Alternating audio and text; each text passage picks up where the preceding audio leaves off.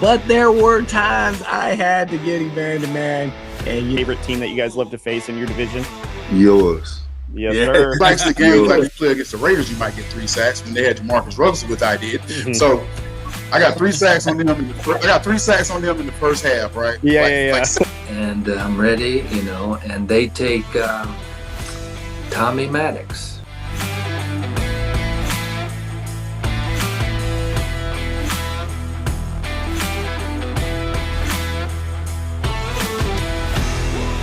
Me, the Broncos fan, and the question for me, Denver lands Jaylen Waddle. Is that a needle mover? It is. That opens up the field a lot more for Cortland Sutton and all that. But I'll give my thoughts here in a little bit. But I do want to hear outside perspective. So let's start with you, because I know you have some stupid stuff to say, because you're not afraid to say stupid stuff.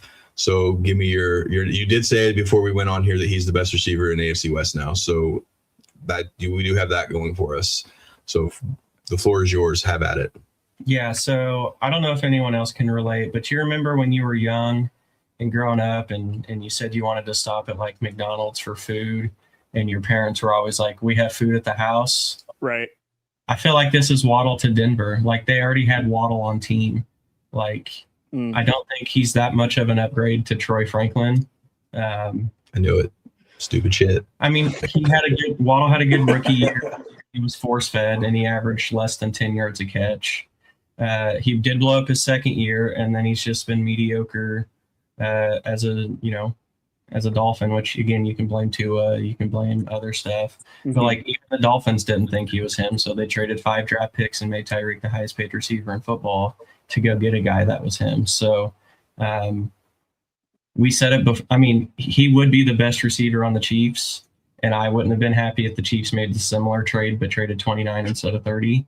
Mm-hmm. But I haven't liked Waddle at Bama.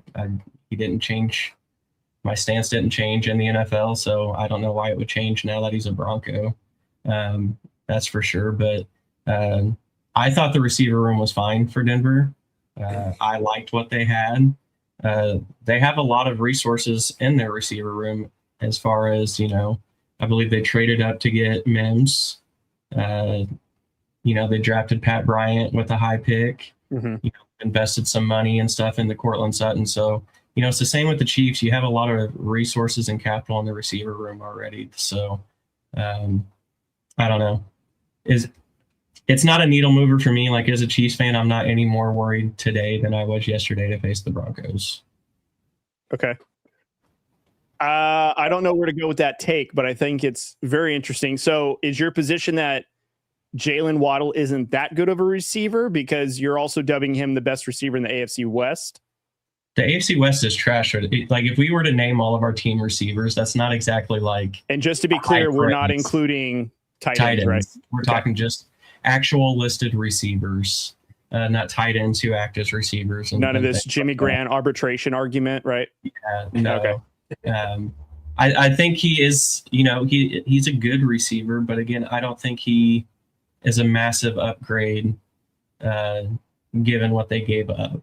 It makes your receiver room deeper, which helps.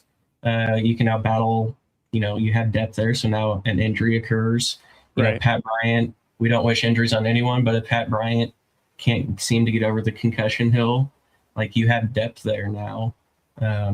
He's better than anyone you would draft at 30. More than likely. You never know, right? You could find the next Justin Jefferson in the 4th round, but I don't think that's in this draft class. But again, time will tell. But I thought Troy Franklin was very close to a breakout season this last year. Mm-hmm. I feel like you would have been good running it back with him. So are we saying that Troy Franklin is the one that's the odd man out of the group? No, I don't think so. Okay. It won't be. Little Jordan Humphrey won't be on the roster. He'll be like a practice squad. I mean, sure, Sean will probably keep him around, but no, you're keeping Sutton, Waddle, Mims, Franklin, and Bryant. Not odd man out from the roster, but I do think this cuts into his snaps and target share. Targets, yes. Snaps, no. Well, so Austin gave us the Chiefs' perspective. Corey, what is your... You want to go? Okay. I'll go last because I want to hear your guys's. All right. Caleb, I'll go next. So I think the amount of picks given up is more of that's interesting because the Broncos now don't have a pick in the third round. Is that right? First, third, that's it. Okay. So you only gave up 2 picks essentially. And I think really out of the receiving rooms, and the ones that we're really talking about is Sutton, Mims, Franklin, and Bryant, right? Out of those 4, we're adding Waddle to that. I think realistically, the way that the end of last season was going for the Broncos, Mims looked to be more of the return specialist that I feel like he's going to fit into. And that's where Waddle more than likely is going to be number 1 on the depth chart behind Sutton. And it's honestly going to remind me, and I don't want to say an old school roster, but you've got 2 ones essentially on the outside, and then you're going to have, whoever the guy is in the slot that can motion or maneuver. I'm not opposed to the movement. In fact, like for Bronco country, I'm surprised that your front office actually pulled the move off because they were dead set on just bringing everyone back and rolling with that. And they finally made some sort of movement. So I think I'm just more shocked that the deal actually went through, and we'll see if physicals pass and all that stuff. But for the most part, I think Jaylen Waddle is a solid receiver. I don't know if he's elite in that respect, but I think top 15, he's going to make a roster better. But I don't know if he's going to be like if you added AJ Brown or Justin Jefferson. I mean, I'd agree with Austin. He's not in that class.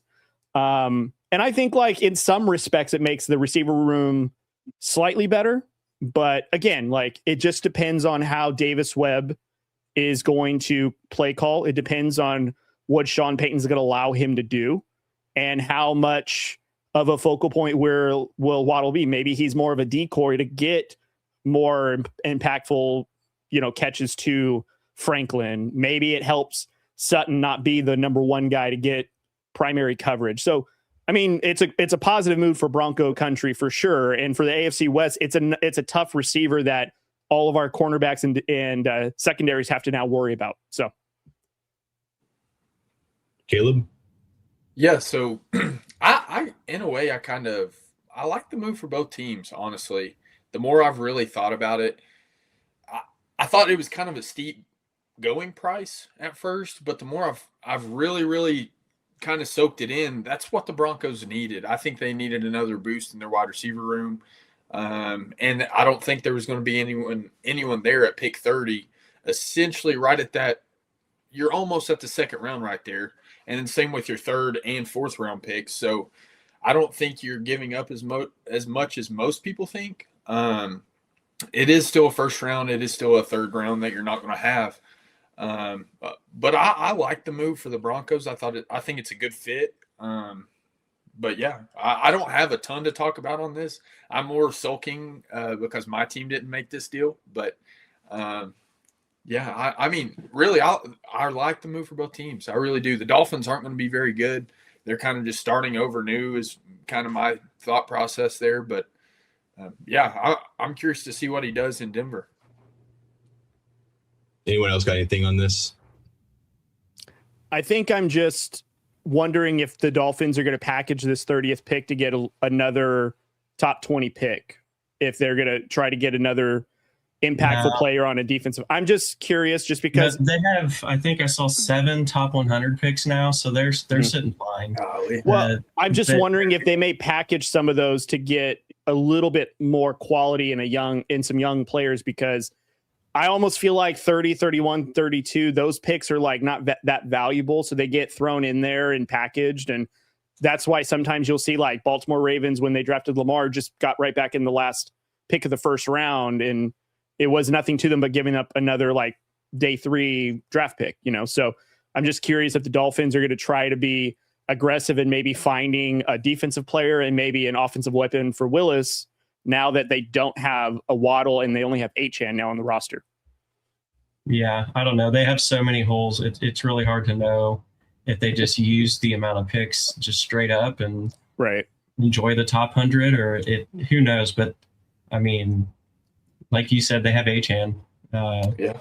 And that's it. They should probably, I know Dolphins fans, they should probably trade him too. He'd bring the biggest return. Did you guys see the video that Dez and Drew made? I did. Yeah. But honestly, if you're going to do a tank and rebuild, why wouldn't you trade your running back too? Anyway, but yeah. we'll get a Waddle perspective from the Broncos guy now. I have one quick thing I wanted to add in. Sorry. You're good. So I saw a cool thing about the Dolphins. I thought, I don't know that you say it's cool. It's kind of crazy. Cool and Dolphins in the same sentence, isn't it, bro? Is a wild right. statement. That's why I was like, I probably shouldn't say that. But majority of the Dolphins payroll for the next year or 2 years, almost their top 10 guys are all dead cap. That's crazy. 175 million. By the way, let's just acknowledge that. Thank you to Sean Payton and the Broncos organization for starting that trend of like dead cap. Who gives a shit? Just do it, you know? And so credit Sean Payton and the Broncos for doing that. Yeah. The ball's on those guys. But again, okay. So again, I agreed with like one thing that he said about the whole thing. And again, I'll be the first to admit that I was happy with the receiver room. I didn't think receiver was going to be the priority. Usually when I think that, then that means it's going to be a priority for the Broncos. Now, they were in on running backs this offseason. So far, they've been in on a couple of the tight ends. So they know, and again, I told Bronco fans, they know what they needed. So again, they made this move. He's your number one. Cortland's going to be your number two. You're looking at Pat Bryant, Troy Franklin probably being your slot. I think Marvin Mims is going to line up a little bit in the backfield at times as a gadget guy. Or you could even see Waddle maybe do some of that stuff out of the backfield as well. So he led the NFL in air yards per catch. So it was 10 plus. So he led the NFL in that this year. He had a great rookie season. Tua, we know about Tua. He's ass. He's garbage. Bo Nix is a good quarterback. Bo Nix is going to get him the ball. Bo Nix will hit him on the deep shots. He's going to bring another dynamic to this offense that the Broncos have been desperately needing for a long time. It's the middle of the field. It's the middle of the field that the Broncos have been so bad. And Evan Ingram was kind of supposed to be that guy last year as far as getting to the middle of the field, being able to get Bo, the quick shots. That's Sean Payton's offense. Sean Payton's offense has always had the middle of the field guy, Marcus Colston, Mike Thomas. So now you add in Jaylen Waddle. You have Cortland Sutton, who's still a 1,000-yard receiver. You have Jaylen Waddle, who can end up being a 1,200-yard guy if used correctly and stays healthy. He's only missed 8 games. I think it's 78 of 86 games he's played in his career. So he's, for the most part, durable. I know he had some issues last season. Most players typically do. And that's fine. Denver typically is pretty good as far as getting most of the injuries taken care of, minus JK and Dre Greenlaw. But that's near here nor there. This opens up Cortland Sutton. This is huge for Marvin. I think it's huge for Marvin Mims and Troy Franklin. More Troy Franklin in the sense of he's going to get a chance to learn from Jaylen Waddle. He's going to learn how to become more of a route runner, because I do think Cortland's going to play 1 or 2 more years in Denver, and then they'll decide he either retires and or he moves on. So then you're going to probably move Troy Franklin or Pat Bryant outside. So then Jaylen Waddle is going to be a Bronco for some time. You're in a window. You have to be aggressive. You're going to make questionable trades as this, but you have to be aggressive. You told your fans you were going to be aggressive. You're going to trade the 30th overall pick. It's essentially an early second round, essentially. You're giving up that 3rd round. You're swapping out 4th round. So it's 2 picks. Did they offer that for A.J. Brown? I don't know. And again, I told you guys on the lives multiple times, if it was A.J. Brown or Jaylen Waddle, I don't think we needed to make the move, but I would be okay if we did. So here we are. I do think this moves the needle, because now you're going to build in a little confidence with your other receivers as far as, hey, a little pressure's coming off of us because now we have this guy on the outside who's going to be able to open up the field for us. He's going to be that guy that maybe, coaches up some of those younger guys. Sean and Davis Webb are going to know how to use this guy. I think he's going to be a 1,000-yard receiver for Denver this season. I think he can be that good. I think this is good for Evan Ingram. So again, you're putting in those playmakers, and this is a move you have to make. You have to be aggressive. Did I agree with it? No, but I'm happy for it. Denver fans, that's all we've been waiting for, was that one move, and here we are. So I do think this helps Denver's case for AFC West and staying atop of the AFC West. But again, there's still holes Denver needs to work on over the next course of the few months leading into training camp. But A+ move for me. You're going to have to give up stuff to get good players like this, and Denver's in that window. You got to do it. Okay. I mean, I think we just need to see what the roster is going to look like come, for week 1. Everything seems interesting on paper. I think what I'm curious in is, and I think I'm just throwing this out there, not because I don't think it's going to happen, but Cortland Sutton, is he now somebody that maybe you look to move off of? Nope. I They're not making any more trades as far as they're going to keep as is. They're only going to add via free agency. Portland's not going to get traded. He does have he does have the most value out of the receiver room now to trade. Mm-hmm. But you don't make this trade for Jaylen Waddle just to move on from Cortland Sutton. That's a 1,000-yard receiver you're pairing Jaylen Waddle with. So now you have a duo that you can work with. You don't have to free up cap. You still have money.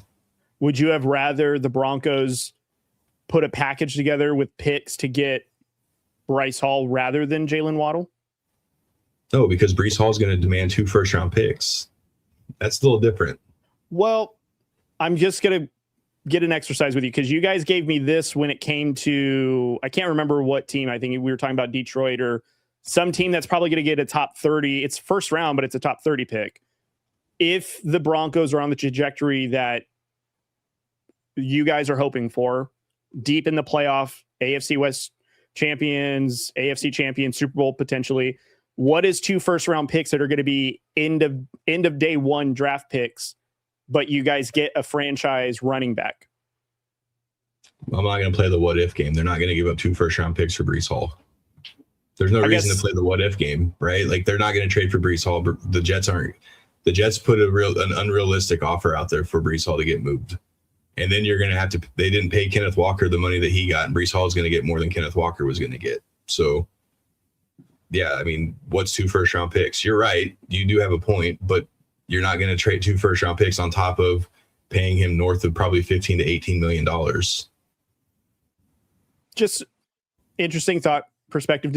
I'm curious, does anyone know what Jaylen Waddle's cap impact is? I don't know this off. I just looked at it earlier. Yeah, I don't have it off the top of my head. I'm just asking for the sake of the conversation. 16 this year, and then it goes up to 27 the final 2 years, I think.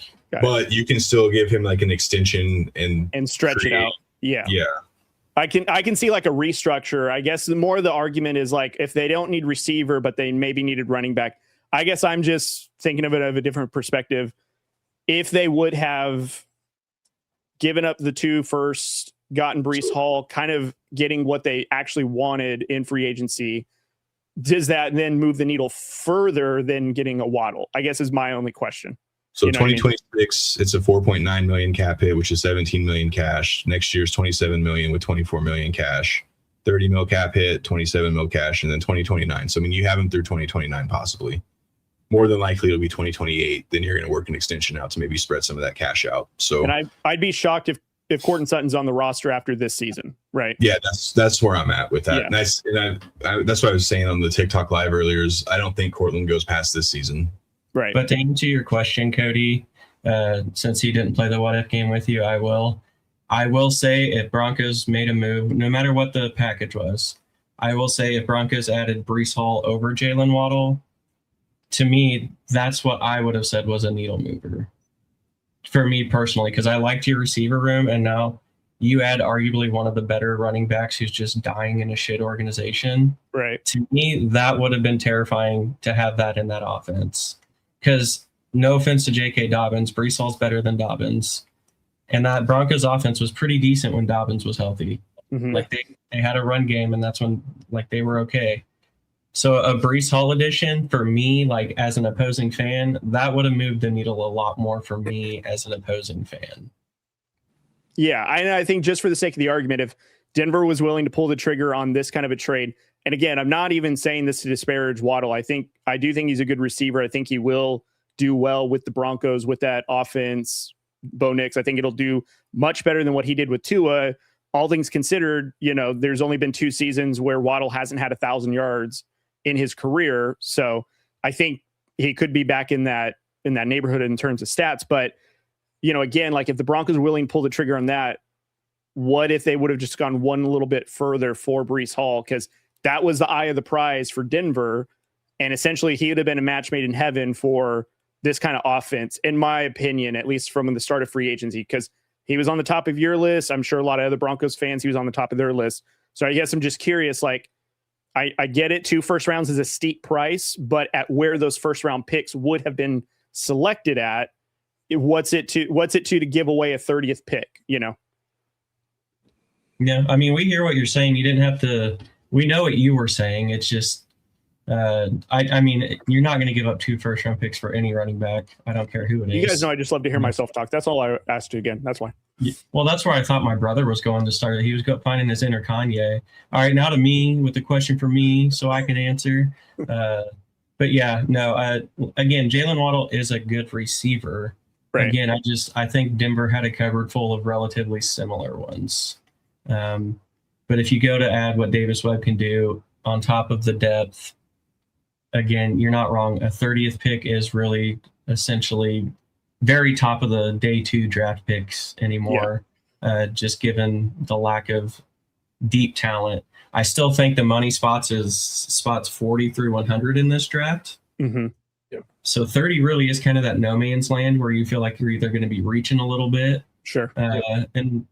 or maybe have to accept someone who falls to you. Mm-hmm. But again, it's never a bad thing to add someone like Waddle. Just from the whole scheme of things, even giving away 2 picks, I still think there's some spots that Denver needs not only maybe a quality piece, but some depth pieces. Mm-hmm. It's going to get a little froggy. So I think you were spot on of let's see how the roster looks post-draft, kind of getting closer to training camps and stuff to really get a full vibe off of the Waddle trade. Yeah. Because I still think they need, a third linebacker for sure. I know that as a Chiefs fan, we have 2 you're comfortable in, and then after that, you're like, well, what are we doing?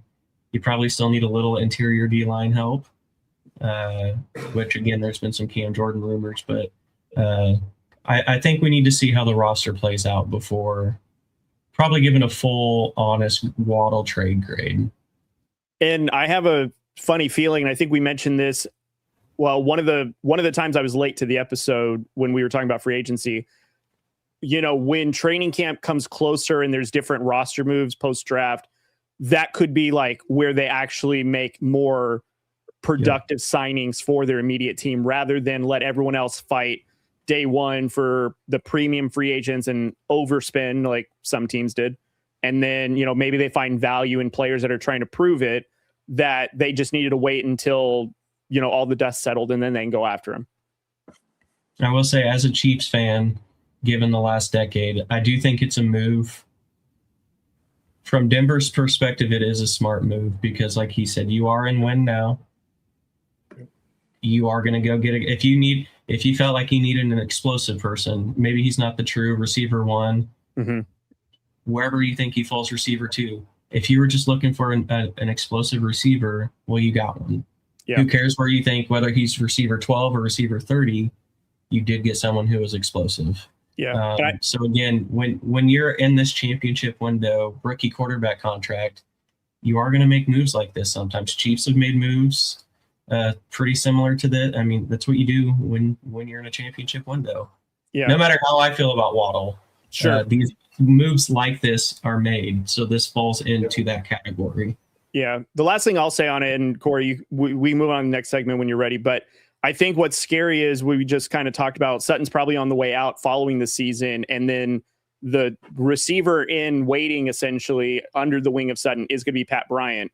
That's probably going to fill into that role that Sutton was at. And then it still leaves Waddle for a couple more seasons to be productive. Neither one of them have to be the one, but you still got that guy that could be what Sutton is. And you still got Waddle who can maneuver within the motion, go into the slot, do a bunch of different things, and they still be productive. And in fact, in a way, kind of get younger, especially once, if this is Sutton's last year.